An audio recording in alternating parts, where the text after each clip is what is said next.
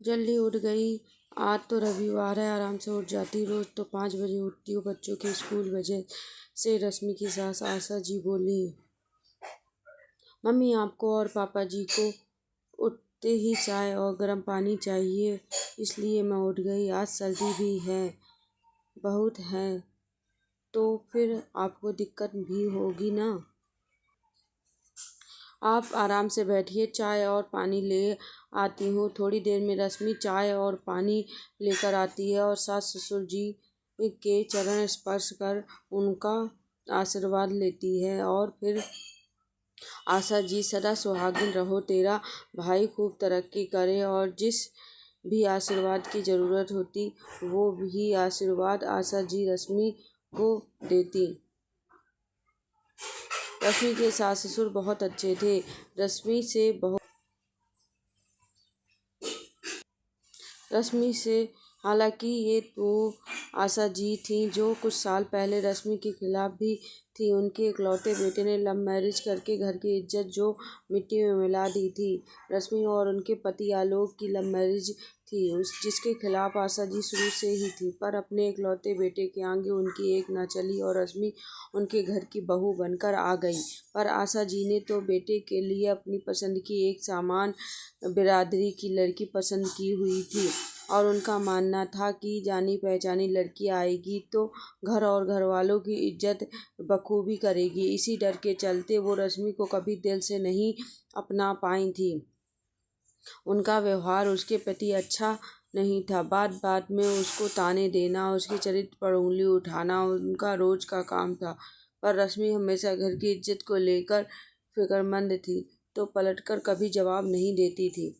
लेकिन एक बार की घटना ने आशा जी को बिल्कुल बदल कर रख दिया।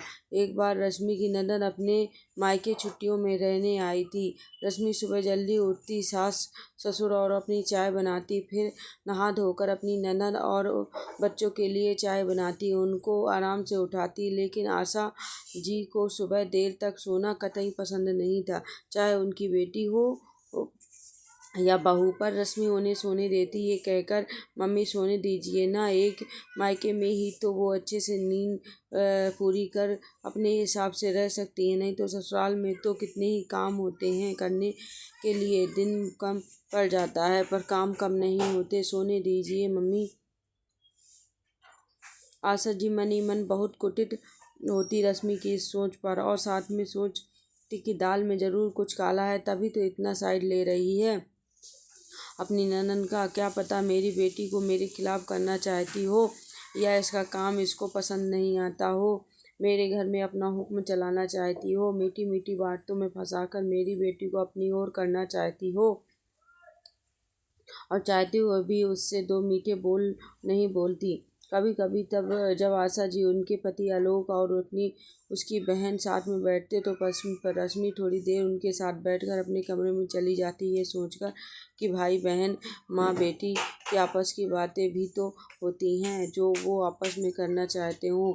तब भी आशा जी सोचती कर हो रही होगी अपनी माँ से मेरी बुराई, तभी तो बीच से ही उठकर चली गई और आलोक के कान भी भर देती। तभी कभी कभार पर आलोक कभी अपनी माँ के कहने में आकर रश्मि को गलत नहीं समझता। वो कभी उनके खिलाफ नहीं गया, क्योंकि वो रश्मि को बहुत अच्छे से जानता था। दोनों पति पत्नी बहुत अच्छी तरह आपसी समझ से रहते। एक दिन आशा जी ने ऐसे ही आलोक के काम रश्मि के खिलाफ भर दिए, ताकि आलोक रश्मि से लड़ाई करे और उसको रश्मि से छुटकारा मिल जाए। उनके कमरे के बाहर कान लगाकर खड़ी हो गई सुनने के लिए। आलोक, रश्मि, जब से मेरी बहन आई है तुम तो बस उन्हीं की भाभी बनकर रह गई हो। तुम भूल ही गई हो कि तुम मेरी पत्नी भी हो, दिन भर उन्हीं की सेवा में लगी रहती हो, मुझे तो टाइम ही नहीं देती हो। और उसको अपनी बाहों में भर लिया बाहर। आशा जी कुछ समझ नहीं पाई वो क्या सोच रही थी और क्या हो गया। चीखने चिल्लाने की आवाज़ आने के बजाय हंसने खिलखिलाने की आवाज़ें आ रही हैं। रश्मि, आलोक, ऐसा नहीं है, मैं आपकी पत्नी ज़रूर हूँ, पर मैं भी तो एक बेटी हूँ। मुझे पता है एक बेटी जब अपने मायके आती है और उसको उसकी भाभी से भरपूर स्नेह और दुलार और इज्जत मिलती है, तो वो उसके माँ पापा को कितनी खुशी होती है। मायके में आकर अपने परिवार से एक लड़की को उसके बचपन जैसा प्यार मिले तो वो अपने आप को कभी पराया नहीं समझती। इसलिए मैं दीदी को अपने सर आंखों पर बिठा कर रखना चाहती हूँ, ताकि मम्मी पापा को भी लगे कि हमारे बाद उनकी बेटी का सुख दुख बांटने वाला कोई है, वो अकेली नहीं है। आखिर ये घर मेरा है तो घर की और घर के वालों की इज्जत करना भी तो मेरा दायित्व है। आलोक रश्मि दाद देता हूँ। मैं तुम्हारी सोच की मम्मी का व्यवहार देखा है, मैंने तुम्हारे प्रति कितना रूखा है, पर भी तुम सबके बारे में कितना सोचती हो। धन्य हो गया मैं ऐसी पत्नी पाकर। और आलोक उसे प्यार से चूम लेता है। उधर बाहर आशा जी सब बातें सुन रही थी। उनकी आंखों में पछतावे के आंसू थे। वो आत्मग्लानि से भर गईं और अपने कमरे में जाकर अपने पति को सारी बातें बताईं तो वो भी बहुत दुखी और उसकी सोच पर शर्मिंदा थे। बोले, घर की इज्जत तो मिट्टी में मिला देती अगर आलोक समझदारी नहीं दिखाता। शुक्र करो भगवान का, जो बैठे बिठाए ऐसी लड़की तुम्हारे घर की बहू बन गई, आते ही परिवार में घुल मिल गई। हाँ जी, आप सही कह रहे हो। मैं कल ही अपनी गलती की माफ़ी मांगूंगी अपनी बहू से, नई बेटी से। और कहकर दोनों पति पत्नी खुश हो गए।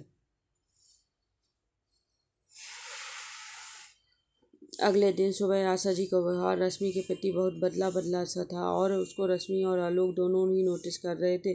सोचकर वह उस कुछ थे पर अचंभित भी थे कि आखिर माँ अचानक से इतना कैसे बदल गई। तभी आशा जी आईं और रश्मि से क्षमा मांगते हुए बोली कि माँ, मुझे माफ़ कर दो रश्मि बेटा, मैं तुम्हारे बारे में कितना गलत सोचती थी, पर तुम्हारी सोच ने मुझे ही गलत साबित कर दिया। मैंने कल तुम्हारी और आलोक की सारी बातें सुन ली थी, तब मुझे एहसास हुआ कि मैं हमेशा तुम्हारे खिलाफ थी और यही सोचती थी कि तुम मेरे बेटे से शादी सिर्फ पैसों के लिए की है और तुम कभी भी हमें इस घर से बेदखल कर सकती हो। रश्मि, अरे माँ, आपने ऐसे कैसे सोच लिया? आपसे ऐसा व्यवहार करने से पहले मैं 10 बार अपने पापा के बारे में सोचती हूँ। कल को मेरी भाभी भी मेरे मम्मी पापा के साथ ऐसा ही व्यवहार करे तो मुझे कैसा महसूस होगा। यही सोचकर मैं आपसे कुछ भी बुरा करने का सोच ही नहीं पाती हूँ। मैं भी तो एक बेटी हूँ, अपने माँ बाप का ध्यान रखना चाहती हूँ, तो आपका क्यों नहीं रखूँगी। और मेरे पापा हमेशा कहते हैं, बेटी तो दो कुल का नाम रोशन करती है। इसलिए जब मैं आलोक की पत्नी बनकर अच्छी बहू साबित हो जाऊंगी तो अपने माँ पापा के लिए एक लायक बेटी भी तो बनूंगी। सच बेटे, तेरी जैसी बहू पाकर तो मैं धन्य हो गई, कहकर आशा जी को गले लगा लिया। तब का दिन और आज का दिन आशा जी जो अपनी बहू के खिलाफ थी, उनको बेटी सा प्यार करने लगी। दिन गुजरते गए और रश्मि और आशा का रिश्ता मजबूत होता गया। जब रश्मि माँ बनने वाली थी तो आशा जी ने उसकी बहुत देखभाल की। डिलीवरी के लिए उसके मायके भेजना उचित समझा। बोली, आलोक रश्मि को उसके मायके छोड़ा, अब उसके पूरे महीने लग चुके हैं और कभी भी हॉस्पिटल जाना पड़ सकता है। तभी अचानक रश्मि के ससुर जी बोले, अरे मेरी पत्नी को क्या हुआ? अचानक बहू को मायके क्यों भेज रही हो? क्या गुस्ताखी की कर दी मेरी बहू ने अब? अरे आपकी पत्नी के होने के साथ साथ मैं किसी की बेटी भी हूँ, और इन दिनों एक बेटी जो बातें और अपनी तकलीफ अपनी माँ से शेयर कर सकती है वो किसी और से नहीं। बचपन से जिस माँ ने उसे पाल पोस कर बड़ा किया है वो ही उसकी आदतों, पसंद नापसंद का ख्याल रख उसको इन परिस्थितियों में तन मन दोनों से खुश रख सकती है। जब जैसे मैं अपने मायके गई ऋतु अपनी बेटी आपके घर आई, वैसे ही रश्मि भी अपने माँ के पास ही जाएगी ना, आशा जी बोली। और रश्मि ने मायके में अपने बेटे को जन्म दिया। समाचार सुनती ही आशा जी दौड़ी दौड़ी गई। अपनी बहू और पोते को देख फूल ही नहीं समा रही थी।